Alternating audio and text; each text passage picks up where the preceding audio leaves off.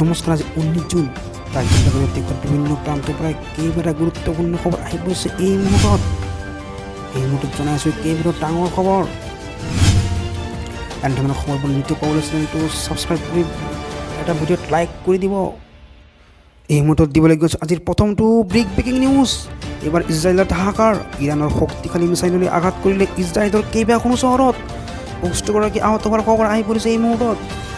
ইৰাণৰ বেলিষ্টিক মিছাইলে আঘাত কৰিলে ইজৰাইলৰ কেইবাখনো চহৰত।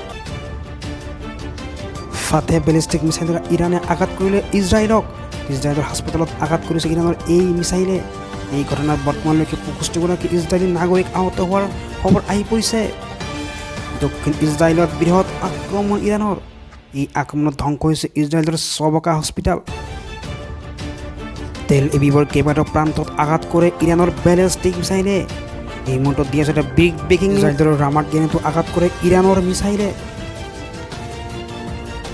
ইজৰাইলৰ আইৰণ ডোমক বিফল কৰি ইৰাণে সংঘটিত কৰিলে এই ভয়ংকৰ ঘটনা। কালি ইৰাণৰ সৰ্বোচ্চ নেতাই যুদ্ধৰ আৰম্ভণি বুলি সকীয়নি দিয়ে ইজৰাইলক।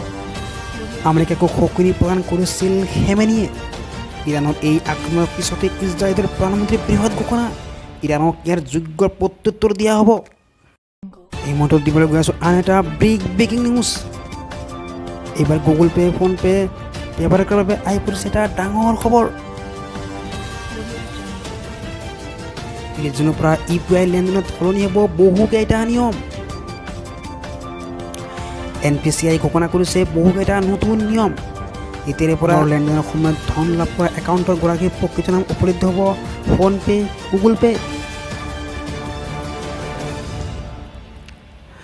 লেনদেনত হোৱা দুৰ্নীতি ৰোধৰ বাবে অনা হৈছে এই নতুন নিয়ম। পূৰ্বে ফোনত যি নাম ছেভ কৰি ৰখা হৈছিল সেই নামতে দেখা পোৱা গৈছিল, কিন্তু এতিয়াৰ পৰা ধন লাভ কৰা লোকজনৰ বেংক একাউণ্টত থকা নামহে দেখা পোৱা যাব।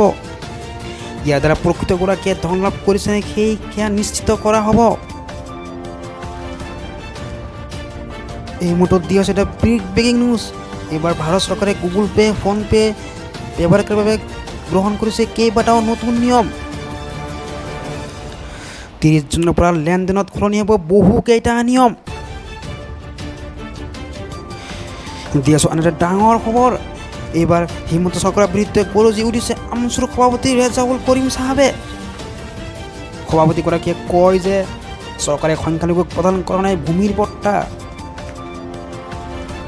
উচ্চাৰিত জনতাক শীঘ্ৰেই দিয়ক মাটিৰ পাট্টা।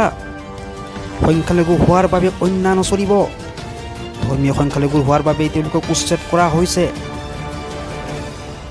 আলোচনাৰ জৰিয়তে সমস্যাৰ সমাধান কৰক, অন্যথা আমছুৱে জংগী প্ৰতিবাদ আন্দোলন কৰিব। আমছুৱে চৰকাৰক বান্ধি দিলে দুটাকৈ দাবী।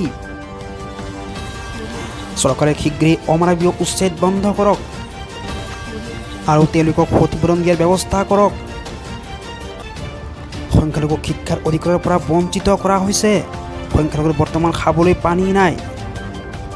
সকলো সংখ্যালঘুক বিধায়কক ওলাই অহাৰ আহ্বান আমছুৰ সভাপতি ৰেজাউল কৰিম চাহাবৰ।